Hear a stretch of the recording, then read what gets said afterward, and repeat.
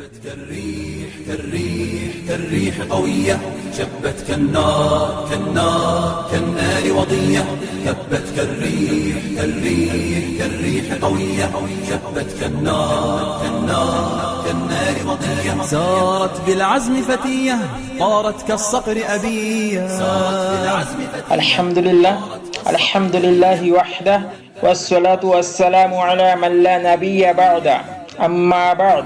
প্রিয় উপস্থিতি, আপনারা ইতিমধ্যে অবগত হয়েছেন যে বর্তমান সময়ের একজন জনপ্রিয় আলেম অফলাইন অনলাইনে যার জনপ্রিয়তা বেড়েই চলেছে, যার আলোচনা ইলম, কথার সুমিষ্টতা, জিহাদ প্রেমী, সত্য অনুসন্ধানী যুবক যুবতী সকল স্তরে তাওহীদি জনতার হৃদয় ছুঁয়ে গেছে। বিপরীতে তাগুতের জুতা বাহনকারী উলামায়ে সু তথা দরবারি আলেম মুরজিয়া মাদখালি তথা আহলে হাদিসদের অন্তরে জ্বালা শুরু হয়ে গিয়েছে। তাদের এই বিদ্বেষের ইতিহাস আজ নতুন কোনো বিষয় নয়, আর তা শুধুমাত্র শায়েখ তামিম আল আদনানী হাফিজাহুল্লাহের বিরুদ্ধেও নয়। এ বিদ্বেষ হচ্ছে তাওহীদ ও জিহাদের বিরুদ্ধে। তাগুত শাসকের প্রতি চাটুকারিতা, শাসকের পাঁচটা পোষা কুকুরের একান্ত নমনীয়তা, মনিবের প্রতি আনুগত্যের বহিঃপ্রকাশ। তাদের তাগুত শাসকের পাঁচটা ছোটখাটো নয়, এই ইতিহাস বেশ দীর্ঘ, যা যুগ যুগ ধরে নজির পেশ করেই আসছে। বাদশাহ আকবর যখন নতুন ধর্ম প্রণয়ন করেছিল, তখনও এই দরবারি মোল্লারা হারামখোর মুফতি নামধারী আলেমদেরকেই ক্রয় করেছিল, অর্থ টাকার মাধ্যমে ফতোয়া কিনে নিয়েছিল তাগুতের পক্ষে, মুসলিমদের বিপক্ষে। সেই সময়ের হকপন্থী উলামায়ে কিরামের বিরুদ্ধে এরা ছিল সরকার তাগুতের আস্থাভাজন পোষা প্রাণী, যারাই তাগুতের বিরোধিতা করেছিল, জিহাদের আলোচনা জাতির সামনে স্পষ্টভাবে করেছিল, দীপ্ত কণ্ঠে জিহাদের ঘোষণা করেছিল। তাদের বিরুদ্ধেও এই সমস্ত দরবারে উলামায়ে সুদের ব্যবহার করা হয়েছিল, বড় বড় ফতোয়া বাইর করা হয়েছিল। আলহামদুলিল্লাহ, সেই দরবারি আলেমগুলো আজ ইতিহাসের ডাস্টবিনে পড়ে আছে। আসলেই এদের সমস্যা কোথায়? গভীরভাবে ভাবতে হবে আমাদের। কেন বিরোধিতা করে তারা? তাদের মূল সমস্যা হচ্ছে তাওহীদ ও জিহাদ ফি সাবিলিল্লাহকে নিয়ে। কারণ তারা তাওহীদের কথা স্পষ্ট করে যুবকদের বলে না, জিহাদের সঠিক আলোচনা জাতিকে বলে না। কারণ জিহাদের দিকে ফিরে এলেই তাদের মুখোশ মসনদ ধ্বংস হয়ে যাবে। যুবকদের মধ্যে বিভ্রান্ত সৃষ্টি করে দিনের গুরুত্বপূর্ণ বিষয় বিকৃতি আকারে উপস্থাপন করে, বিশেষ করে কিতাল ফি সাবিলিল্লাহকে নিয়ে। যখন দেখে কোনো একজন আলেম, কোনো দায়ী হকের এবং তাওহীদের দাওয়াতকে স্পষ্টভাবে বর্ণনা করে, তখনই এই দরবারি মোল্লাগুলো তাদের বিরুদ্ধে সরকারের একান্ত পাঁচের নমনীয় মনোভাব ব্যক্ত করে। আর তাগুত সরকারও এই সমস্ত উলামায়ে সুদেরকেই মুজাহিদিনদের বিরুদ্ধে অপপ্রচার, খারেজি, বিভিন্ন মিথ্যা তহমাত দিয়ে জাতিকে বিভ্রান্ত করে।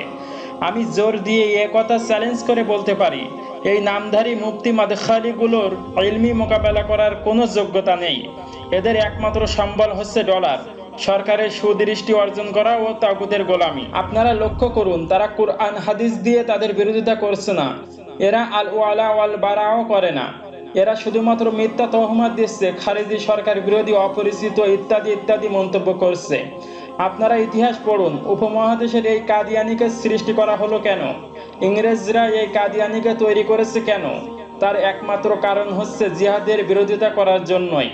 উলামায়ে কিরাম যখন ইংরেজদের বিরুদ্ধে সর্বাত্মক জিহাদের ঘোষণা করছে, তখন ইংরেজ লাল কুকুরগুলো মিথ্যা নবী দাবিদার কাদিয়ানিকে দাঁড় করিয়ে দিয়েছে। আলহামদুলিল্লাহ, কাদিয়ানি চিরস্থায়ী জাহান্নামী হয়ে গিয়েছে। তেমনি ভাবে এখনো যারাই জিহাদের কথা, তাওহীদের আওয়াজকে দীপ্ত কণ্ঠে বলে, তাদের বিরুদ্ধে ও কাদিয়ানির যোগ্য উত্তরসূরি হিসাবে দরবারি উলামায়ে সুদেরকেই দাঁড় করিয়ে দেয়। হতে পারে সেই উলামায়ে সু ফরিদউদ্দিন মাসুদের বেশে, আবার দরবারি রিয়ালখোর তথাকথিত আহলে হাদিসের বেশে। ওই আহলে হাদিস নামধারী মুরজিয়া সরকারি বেতনভোগী উলামায়ে সালাতিন, তোমাদের অপপ্রচার ইনশাআল্লাহ আমাদের কিছুই করতে পারবে না। আমরা কোনো নিন্দুকের নিন্দার পরোয়া করি না। আমরা একমাত্র আল্লাহ ছাড়া কোনো তাগুত সরকারের কাছে মাথা নত করি না।